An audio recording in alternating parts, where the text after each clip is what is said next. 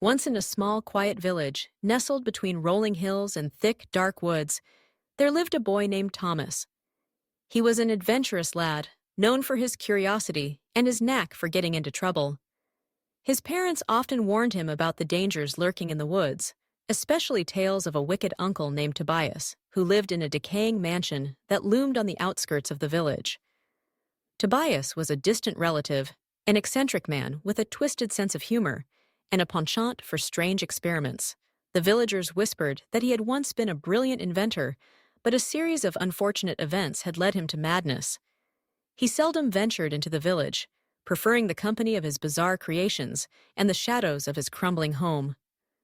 One day, with the sun shining brightly and the air filled with the sweet scent of blooming flowers, Thomas decided to explore the woods. His friends dared him to venture to Tobias's mansion, a challenge he could not resist.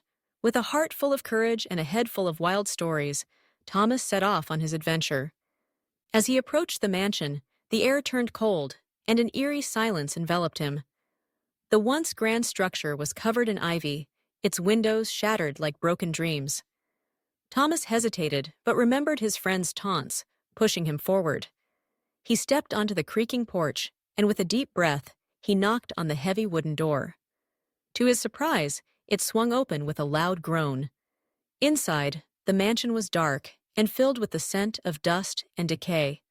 Cobwebs hung from the ceiling like ghostly veils. Thomas called out, "Uncle Tobias, are you home?" His voice echoed through the empty halls. Suddenly, a figure emerged from the shadows. It was Tobias, his wild hair and unkempt beard making him look like a mad scientist straight out of a storybook. "Ah, Thomas, what brings you to my humble abode?" he exclaimed, his eyes twinkling with mischief. Thomas, though nervous, mustered his courage. "I came to see what you're working on, Uncle. I've heard stories about your inventions." Tobias grinned widely. "Inventions, you say? Come, let me show you." He led Thomas through a maze of rooms filled with strange machines, bubbling potions, and peculiar artifacts. Each corner held something more bizarre than the last: a clock that ticked backward, a mirror that showed not reflections but dreams, and a cage with a talking parrot that recited poetry. As Thomas wandered in awe, he felt a strange pull toward a locked door at the end of the hallway. He glanced at Tobias, who was engrossed in explaining the mechanics of a peculiar contraption. Seizing the opportunity, Thomas quietly approached the door and tried the handle. To his surprise, it opened with a soft click. Inside, the room was dimly lit and filled with odd-shaped bottles and strange symbols painted on the walls.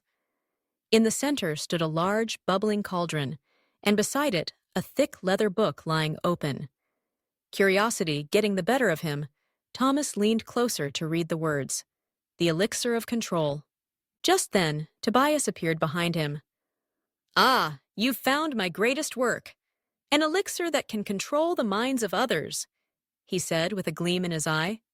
"Imagine the power, dear boy. You could make anyone do your bidding." Thomas felt a chill run down his spine.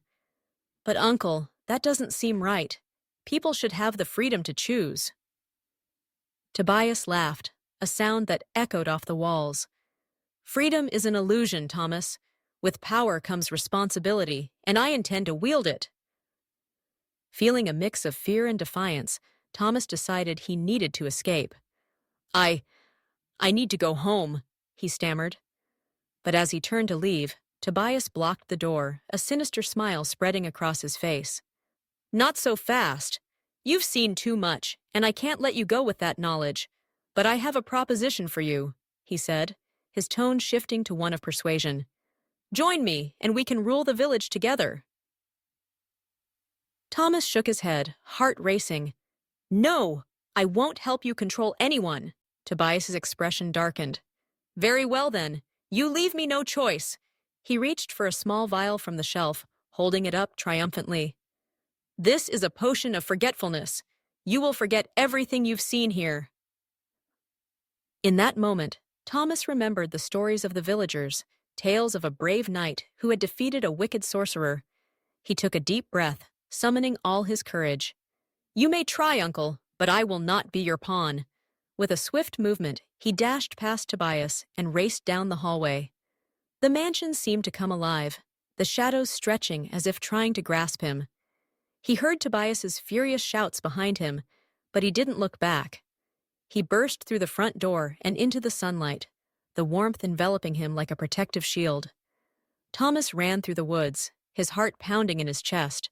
He could still hear Tobias's voice fading behind him, a mix of anger and disbelief. As he reached the edge of the village, he skidded to a halt, gasping for breath. His friends were there, waiting for him with wide eyes. "What happened? We thought you'd disappeared!" they exclaimed. Breathless, Thomas recounted his adventure, the wicked uncle, and his dark intentions. The villagers listened intently, their faces a mix of horror and fascination. They had always suspected something was off about Tobias, but now they understood the true danger he posed. Determined to protect their village, the villagers banded together to confront Tobias. They marched to the mansion, armed with torches and brave hearts. When they arrived, they found the door wide open, but the mansion was eerily quiet. Inside, they discovered the remnants of Tobias's experiments. The bubbling cauldron stood cold, and the eerie silence filled the air. It was as if the mansion itself had been abandoned, leaving behind only whispers of its wicked past. But Tobias was nowhere to be found. Some said he had fled into the woods, while others believed he had been consumed by his own madness. Regardless, the village was safe once more, thanks to Thomas's bravery. From that day on, the villagers shared stories of the wicked uncle and the brave boy who had faced him. Thomas became a local hero, not just for his courage, but for reminding everyone that freedom and choice were worth fighting for. As the seasons changed and the years passed, Thomas often found himself at the edge of the woods, looking toward the mansion.